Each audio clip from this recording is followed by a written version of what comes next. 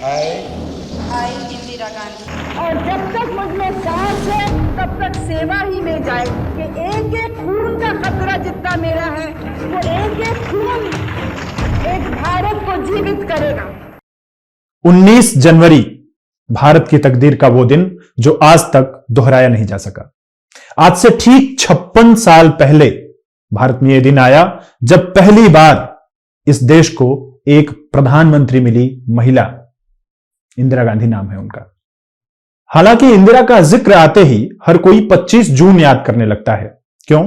क्योंकि 25 जून 1975 को इसी पहली महिला प्रधानमंत्री ने देश में इमरजेंसी लगा दी थी।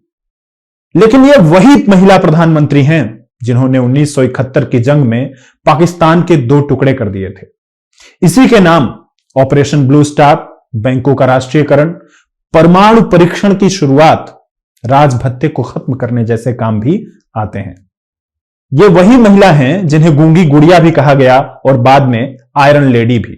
लेकिन आज हम सिर्फ वो कहानी बताने जा रहे हैं जब इंदिरा गांधी ने पर्दे के पीछे से ऐसा खेल खेला कि तब के 3 बड़े कांग्रेसी कद्दावर नेता देखते रह गए थे और इंदिरा गांधी प्रधानमंत्री बन गई थी। यह कहानी शुरू होती है 11 जनवरी 1966 की रात से। यह रात तो याद होगी आपको। कहते हैं कि भारत की राजनीति में आज तक इससे ज्यादा काली रात कभी नहीं आई। इस रात खबर आई थी कि ताशकंद में लाल बहादुर शास्त्री की मौत हो गई है, उनका निधन हो गया है। लाल बहादुर की कहानी हम फिर कभी बताएंगे, लेकिन आज इंदिरा गांधी की बात कर रहे हैं। शास्त्री के निधन के बाद उनका शव भारत नहीं पहुंचा था कि अगले प्रधानमंत्री बनने की रेस शुरू हो गई थी। गुलजारी लाल नंदा को कार्यवाहक प्रधानमंत्री बना दिया गया था। के कामराज कांग्रेस के तब के अध्यक्ष हुआ करते थे। कांग्रेस के सबसे कद्दावर नेता तब मोरारजी देसाई हुआ करते थे।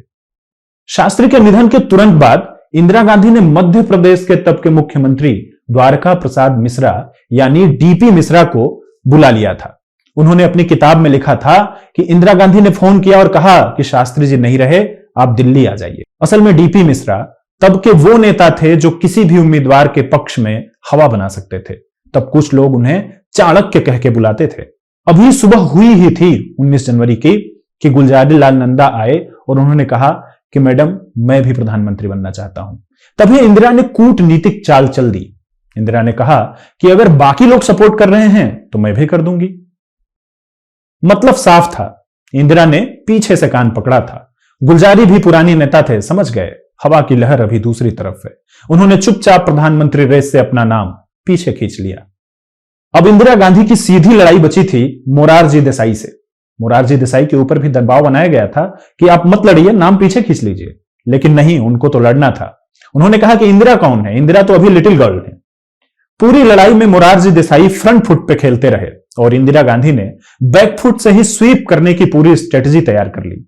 इंदिरा ने इंटरनल चुनाव करा लेने का पासा फेंका। मारे ओवर कॉन्फिडेंस के मोरारजी देसाई भी तैयार हो गए। इंटरनल चुनाव के नतीजे आ गए।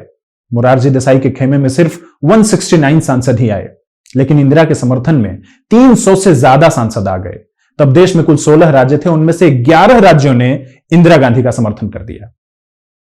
अब आ गया वो समय 19 जनवरी का जब देश को पहली प्रधानमंत्री मिली थी महिला। लेकिन तब मोरारजी देसाई आए और उन्होंने चुपचाप धीरे से कहा कांग्रेचुलेशंस, लेकिन दिल से वो बात निकली नहीं थी। आपको याद ही होगा, आपातकाल के बाद जब चुनाव हुआ और जनता पार्टी ने इंदिरा गांधी को करारी हार दी तो मोरारजी देसाई ही प्रधानमंत्री बने थे। हम एक के बाद एक ऐसी ही जरूरी बातें आपके सामने लेकर आते रहेंगे। अगर आपका कोई सुझाव है, कोई ऐसा सब्जेक्ट है जिस पर आप वीडियो देखना चाहते हैं तो आपका स्वागत है। आइए मिलकर के डिस्कस करते हैं पत्रिका यूपी पर।